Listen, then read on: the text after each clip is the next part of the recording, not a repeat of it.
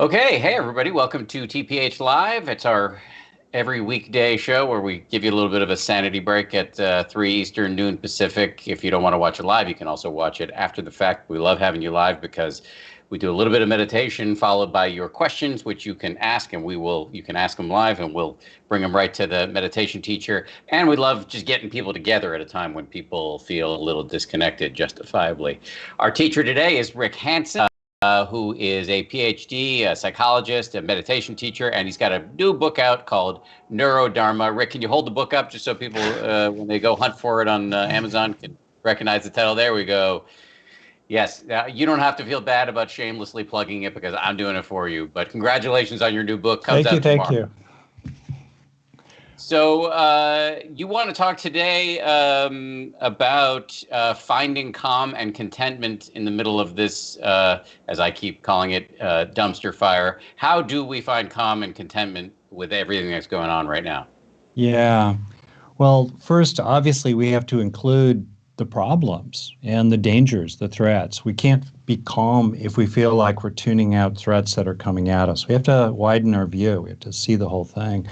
On the other hand, as a lot of research shows, whether it's crises where people are in the wilderness, some of which I've self-inflicted on myself, or other issues in life, the people who find some basic footing, some basic stance of calm and clarity and inner strength, they're much more likely to get through it okay and bring others along with them. So the how to do that, right? I don't know how, I'll just mention a couple key headlines for me. One is to really just tune into the body and tune into the sense of strength in yourself, determination, grit, that you can really endure, right? Really important thing. And as we do that, it calms chatter in the neural networks of the brain and it brings us into the moment. Another thing for me that's so important these days is to pay attention to what is also true, to widen the field. When we are worried or we feel threatened, naturally the negativity bias in the brain kicks in, which makes it like Velcro for bad experiences, but Teflon for good ones. So we overfocus on the flashing red lights in the dashboard of life. Instead, it's important to recognize those red lights. It's not positive thinking, while also what else is true, right? What else can we appreciate? What else can we be thankful for? Just little stuff we take for granted. I was reflecting on how, fresh, clean water comes out of a pipe for most of us. That's fantastic, right? We can connect with this way. There are people around us we can be thankful for. We can be thankful for the gift of life itself. Even we can be thankful for the fact that we can keep slogging forward. Gratitude makes us resilient. People often dismiss these experiences that are positive as if they're trivial or just for kids. No, they make us stronger. A lot of research shows that people who have some sense of gratitude, some sense of meaning that they can hold things in are much more likely to get through a hard time. And that's really important. And then also finding the sense of enoughness already. This time has a lot of losses in it, large and small. For me, privileged guy, they're mainly inconveniences, but some of them already have been quite significant. And there are other people who've had terrible, wrenching losses or will during this time. That's certainly true. And also, there can be a sense of enough air to breathe already, contentment already, a sense of I'm okay with my setting. It's not perfect. It's kind of messy. You don't see the mess outside the camera or the insulation that's fallen from the ceiling earlier, the sound insulation. You don't see that part. But still, there's so much we can appreciate already, and we can be mindful of that sense of contentment, enoughness in the moment, which calms that sense of pressured drivenness and scarcity, which pushes us into fight, flight, freeze ways of being. So those for me are kind of key flags here, widening the field to see what else is true, to be thankful for, and to become increasingly mindful of the feeling in the body of an enoughness that's authentic as ways both to enjoy living and also make ourselves stronger for the challenges that we're facing. That's great. I want to apologize to everybody. Apparently, my internet is not great today, so if I'm coming through glitchy, I apologize. That may make it the perfect time for me to stop talking and let Rick take over and guide this meditation. But before he does that, let me just add that if you have questions specifically on this question of cultivating some modicum of calm and contentment in the midst of all this chaos, send them to us and we'll present them to Rick on the other side of this meditation. But in the meantime, I will press mute and let you take over, Rick. Oh, thank you. And again, to be really clear, it can be misunderstood when I'm talking about psychological resources of various kinds. That can be misunderstood as somehow a pushing away or an overseeing or an ignoring of what's terrible or awful or really threatening. Nothing like that. I'm just talking about what helps us deal with the challenges, as well as what helps us, find some kind of well-being along the way. So in that context, there's this little practice I've started doing. I call it the 3 breaths practice. It'll take me more than 3 breaths to describe it. I'll kind of walk you through it. It'll take 5 minutes total, and I'll definitely, end on time, that's for sure. So in the first breath, be aware of your chest, your upper body as you breathe. And I'll do it with you. A single breath.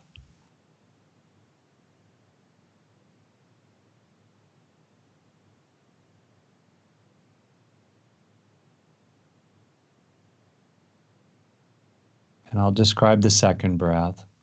In the second breath, be aware of one or more beings you care about. Perhaps with a sense of awareness in the area of your heart, maybe touching or that area of your chest or putting your hand on your heart. So the second breath, one or more beings, people, pets you like, perhaps even love, maybe appreciate, or and keeping it simple, staying with the feeling, maybe just the feeling of caring or compassion or lovingness as you take the second breath.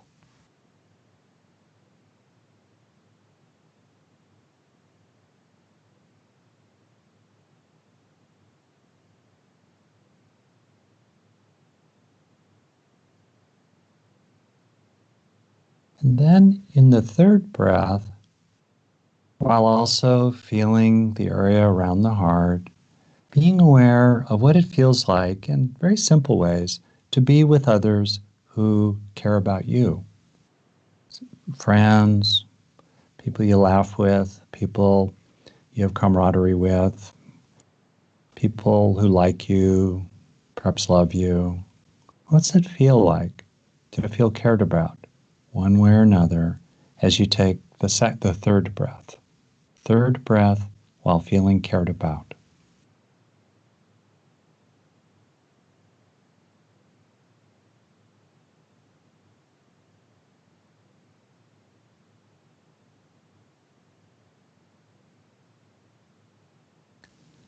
And I will do it again, just 3 breaths in a row. And it's perfectly normal. If it's hard to drop in at will into the feeling of caring, or particularly the feeling of being cared about, it's okay. But with a little bit of practice, we become more and more able to have that feeling. And it includes very simple kinds of caring, such as just being included or being seen or appreciated, as well as liked or loved. So at your own pace, let's try the 3 breaths practice together.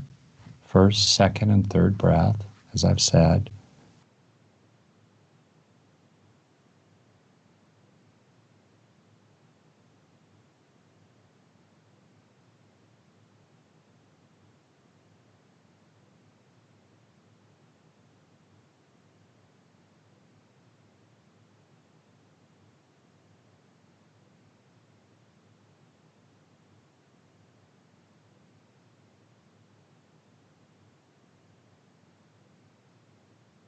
And then in the remaining minute or so here, whoever you like, you might want to rest in the feeling of breathing with an awareness around your heart, along with just a sense of warm-heartedness. Maybe a sense of love flowing in, love flowing out as you breathe.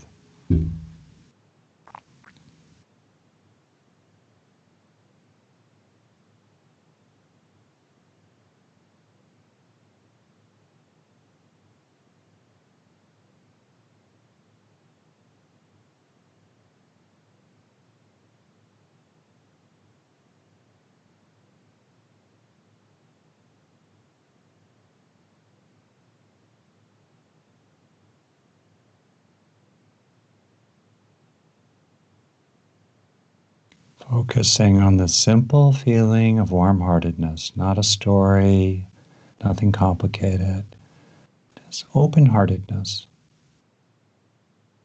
an open, strong heart for challenging times.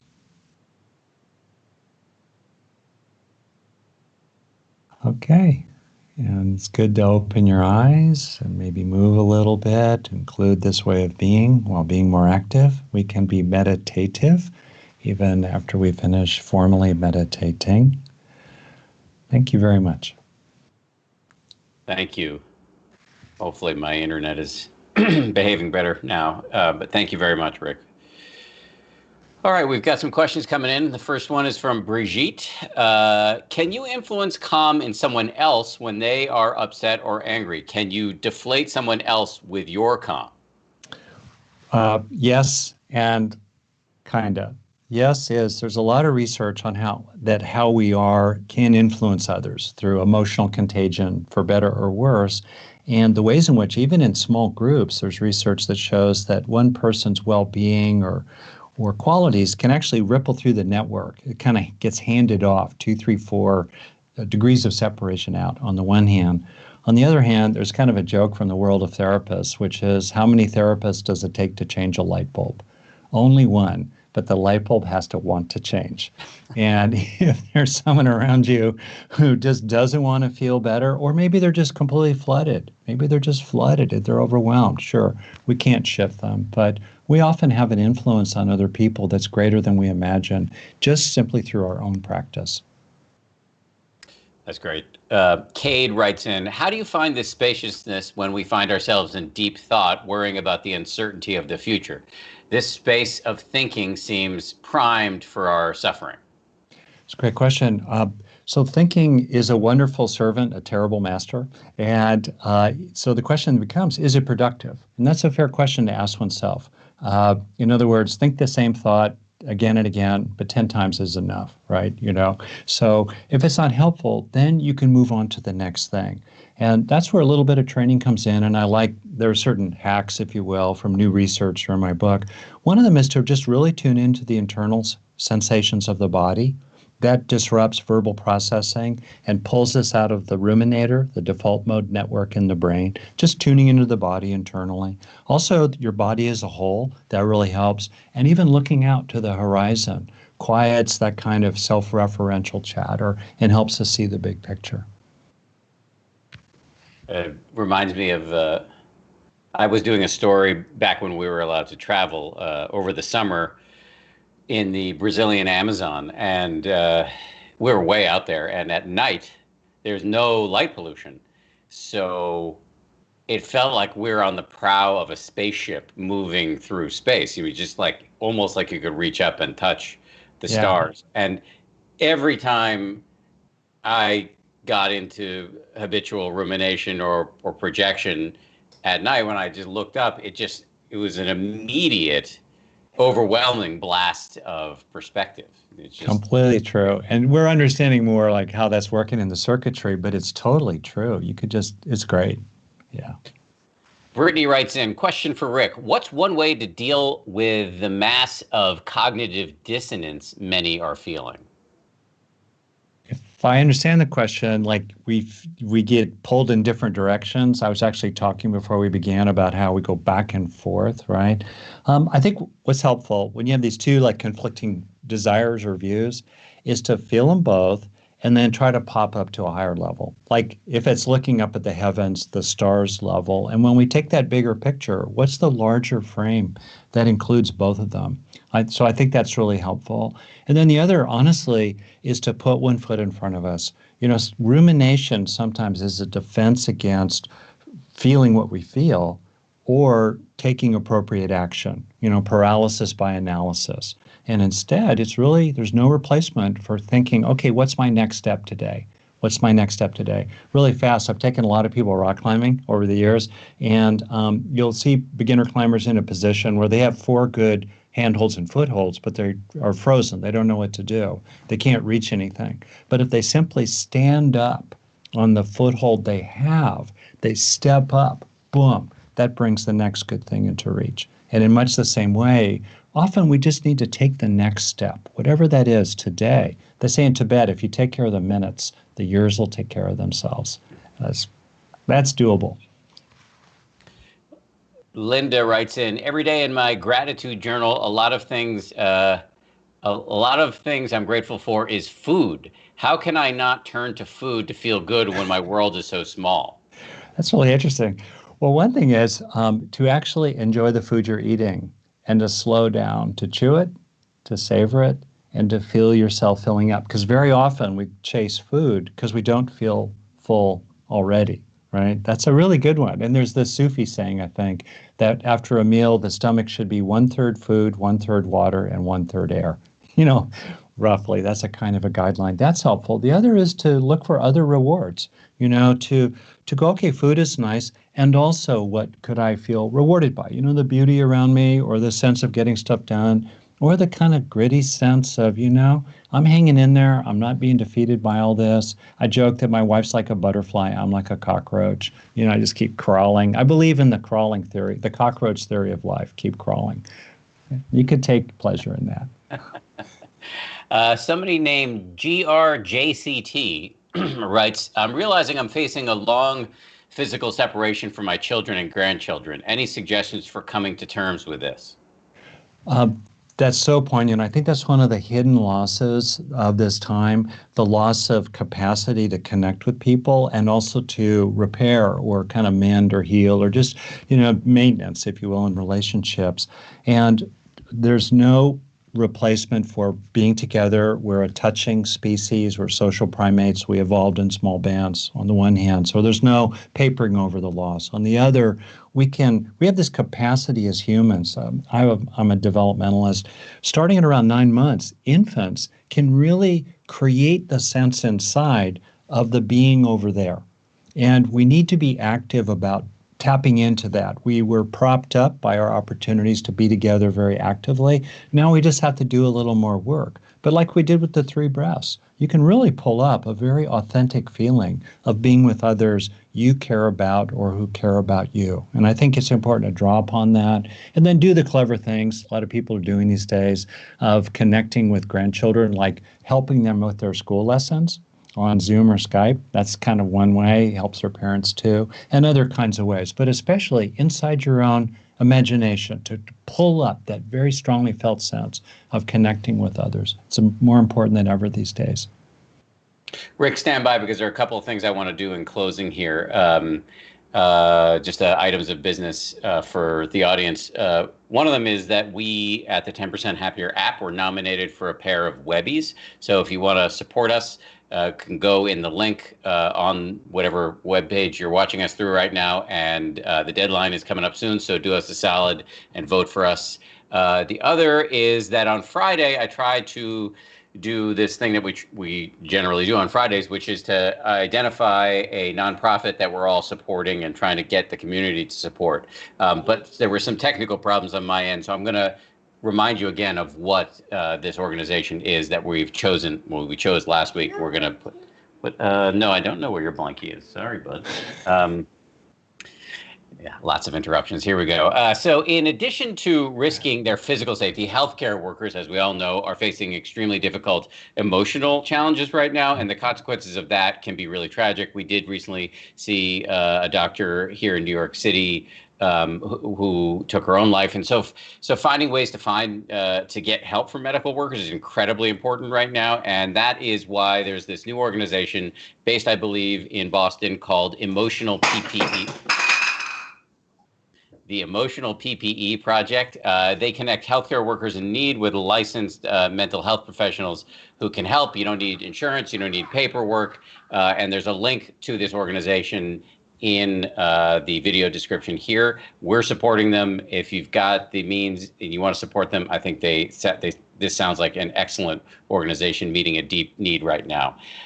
Rick, as we say goodbye, can you hold up the book one more time? Out tomorrow, Neurodharma. You're really kind. I love the picture partly because of the mountain theme, right? Yes. And the idea is wherever we are, we can start. And also the things that people have learned at the peaks are really useful in the trenches.